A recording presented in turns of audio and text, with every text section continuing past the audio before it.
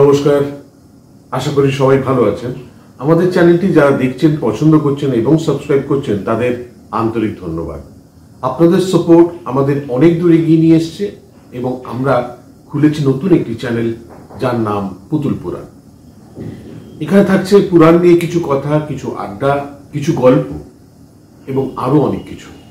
আপনারা আসুন, চ্যানেলটি দেখুন এবং নিজের মতামত জানান। আজকে আমরা যে ছবিটা নিয়ে আলোচনা করব, সেই ছবিটা 1974 সালে 1 মার্চ রিলিজ করেছিল চিত্রযুগ ব্যানারের আন্ডারে। যাত্রীকে তরুণ মজুমদার পরিচালিত, নারায়ণ সান্যালের লেখা নাগচম্পা উপন্যাস অবলম্বনে তৈরি হয়েছিল ছবিটির নাম যদি জানতেন। আজকের দিনে একজন ভালো রাজমিস্ত্রির দৈনিক মজুরি 7 টাকা, অর্থাৎ মাসে দাঁড়ায় 210 টাকা। পাশ করে ইঞ্জিনিয়ার হয়ে এর চেয়ে কম চাইতে আমার ভ্যানিটিতে লাগছিল, তাই 1 টাকা বেশি চেয়েছি, 211। এটা একটা সিরিজের গল্প। ফেলুদা বা শরদিন্দুর মতো পিকে বাসুরও একটা সিরিজ আছে নারায়ণ সান্যালের, এবং সেখান থেকেই নাগচম্পা উপন্যাস থেকে এই গল্পটিকে তৈরি করা হয়েছে। ছবির মুখ্য ভূমিকায় যারা অভিনয় করেছেন তারা হলেন উত্তম কুমার, সুপ্রিয়া দেবী, সৌমিত্র চট্টোপাধ্যায়, রুমা গুহ ঠাকুরতা, হারাধন বন্দ্যোপাধ্যায়, কমল মিত্র প্রমুখ। Driver, I am sorry Kaushik, আমি ঠিক তোকে আঘাত দেওয়ার জন্য কথাগুলো বলতে চাইনি। তুই বিশ্বাস কর, আমি রাজি কিশোরদা। তুই ট্যাক্সি চালাবি? Why not? গল্পটা একটা সাসপেন্স থ্রিলার বলা যেতে পারে। মুখ্য চরিত্রের বিন্যাসটা একটু বলে দিই। পিকে বাসু একজন ব্যারিস্টার, তার ওয়াইফ রুমা গুহ ঠাকুরতা, যিনি হাঁটাচলা করতে পারেন না, হুইল চেয়ারে ঘোরাফেরা করেন। এদিকে সৌমিত্র, যার নাম কৌশিক, তিনি একজন ইয়াং ছেলে, চাকরির জন্য ঘুরে বেড়াচ্ছেন। চাকরি না পেয়ে শেষে ট্যাক্সি চালাতে শুরু করেন। হ্যাঁ আছেন, আপনি কথা বলবেন? স্যার, কে? সেই ট্যাক্সি ড্রাইভার। হ্যাঁ স্যার, ট্যাক্সি ড্রাইভার। হ্যালো, হ্যাঁ কথা বলছি। হ্যাঁ আমি অফিসে আছি। তুমি আসছো? হ্যাঁ ঠিক আছে, ঠিক আছে। এবং ট্যাক্সি চালাতে চালাতেই তার আলাপ হয় এনফোর্সমেন্ট ডিপার্টমেন্টের একজন অফিসারের সাথে। তিনি তাকে একটি কোম্পানিতে পাঠান ড্রাইভার হিসেবে এবং সেখান থেকে কিছু তথ্য সংগ্রহ করতে বলেন এবং তাদেরকে দিতে বলেন। এই আগরওয়াল ইন্ডাস্ট্রিজ সাইনবোর্ডের আড়ালে বসে ভদ্রলোক নানা রকমের শেডি বিজনেস চালিয়ে যাচ্ছে, কিন্তু সেগুলো কি এখন আমরা জানি না, আর সেইটি আপনাকে খুঁজে বের করতে হবে। সুপ্রিয়ার সঙ্গে সেখানেই আলাপ হয় সৌমিত্রের।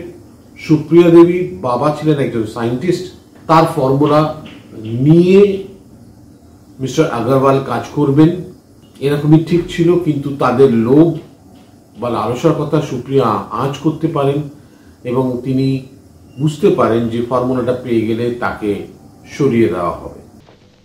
Let me have the honor of introducing this new driver to your ladyship. What makes you so filthily jovial, Mr. Agarwal? ভয় নেই সুজাতা, ও ক্লাস 5 পর্যন্ত পড়েছে লরেন্সের কাছে গ্রিক। শোনো, ইনি মিস চ্যাটার্জি, তুমি এর গাড়ি চালাবে। একে খুশি রাখতে পারলেই তোমার চাকরি থাকবে। এটা নিয়ে একটা টান গল্প, এবং সেই কোম্পানিতেই সৌমিত্র আসেন, সেখানে সুপ্রিয়ার সঙ্গে আলাপ হয়। গল্পের মধ্যে অনেক টার্ন অ্যান্ড টুইস্ট রয়েছে। এই গল্পটা চিত্রায়ন করার ক্ষেত্রে যে সমস্যাটা হতে পারত সেটা হচ্ছে একটা বড় গল্প, বেশ বড় গল্প, এবং সেটা কিভাবে এত ছোট সময়ের মধ্যে নিয়ে আসা যাবে, প্রতিটা চরিত্রের গুরুত্বকে বোঝানো যাবে, সেটা একটা বড় চ্যালেঞ্জ ছিল। তরুণ মজুমদার সেই পরীক্ষায় সসম্মানে উত্তীর্ণ হয়েছে। কে আপনি? আগে আমাকে জবাব দিন, কে আপনি? বিশ্বনাথ দাস। বিশ্বনাথ দাস ভেবেছিলেন ওই নামে ড্রাইভার সে যে আমার একটার পর একটা সর্বনাশ করে যেতে পারবেন? এবং প্রতিটা চরিত্রকে ঠিকঠাক ভাবে তাদের গুরুত্ব নিয়ে দেখানো হয়েছে। পুরো গল্পের রূপরেখা, দৃশ্যপট প্রথম থেকেই একটা সাসপেন্সের মতো রাখা হয়েছে। কি হবে একটা ব্যাপার। এবং বেশ কিছুক্ষণ পরে পিকে বাসু অর্থাৎ উত্তম কুমারের আগমন ঘটে। আপনি সব জানেন? জানি, আর এও জানি যে তুমি একটা ভীষণ বিপদের মধ্যে জড়িয়ে আছো। In fact your life is in danger. তাহলে আমি কি করব? Well, if you want to have my suggestion, তাহলে আমি বলবো যে ইমিডিয়েটলি তোমার কোনো সলিসিটরের সঙ্গে পরামর্শ করা উচিত। প্রথম দিকে কৌশিক, সৌমিত্র এবং সুজাতা, সুপ্রিয়া এদেরকে নিয়ে এই গল্পটা এগিয়েছে এবং বেস বা পিলার তৈরি করেছে। কেনই বা পিকে বাসুর কাছে তাদের যেতে হলো এবং পিকে বাসুর সঙ্গে একটা সম্পর্ক তাদের তৈরি হবে। তোমাকে আমি কালই বলেছিলাম সুজাতা যে তুমি একটা ভীষণ বিপদের মধ্যে জড়িয়ে পড়ছো। এনিওয়ে, তোমার আর এক মুহূর্ত এখানে দেরি করা উচিত হবে না। হ্যাঁ চিঠি তুমি আজই সকাল 10টার গাড়িতে না হয়ে যাবে। তো সমস্ত কিছু মিলিয়ে সুপ্রিয়ার যে কোম্পানিতে ছিল, যেখানে তার বাবার ফর্মুলা নিয়ে কাজ হবে, মিস্টার আগরওয়ালের কোম্পানি, আগরওয়াল খুন হন এবং সেই খুনের মামলায় জড়িয়ে পড়েন সৌমিত্র এবং সুপ্রিয়া, এবং তাদের কীভাবেই বা সেখান থেকে বার করা হয় এবং কীভাবে আসল অপরাধীকে খুঁজে বার করা হয়, খুঁজে বার করেন পিকে বাসু। সো সমস্ত কিছু মিলিয়ে একটা টান টান উত্তেজনার ছবি যদি জানতেন। অর্থাৎ আপনারা তিনজনেই আগরওয়ালকে গুলিবিদ্ধ হতে দেখেছিলেন? আগে হ্যাঁ। আপনি কখন বাগান বাড়িতে এসেছিলেন? ঘড়ি দেখিনি, আন্দাজ 9টা হবে। কেন এসেছিলেন এত রাত্রে? সুজাতার খোঁজে। আমি খবর পেয়েছিলাম সুজাতাকে তার ইচ্ছার বিরুদ্ধে এখানে জোর করে ধরে আনা হয়েছে। ছবিতে যারা অভিনয় করেছেন তারা খুব মডার্ন টাইপের, খুব মডার্ন অভিনয় করেছেন।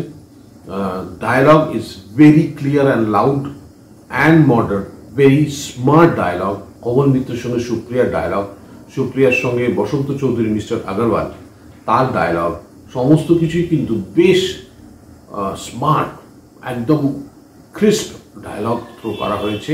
তাহলে বলো তো, ডক্টর চ্যাটার্জির কাগজগুলো কি আগরওয়াল পেয়েছে? না। তাহলে সেগুলো তোমার কাছে আছে? হ্যাঁ। কোথায়?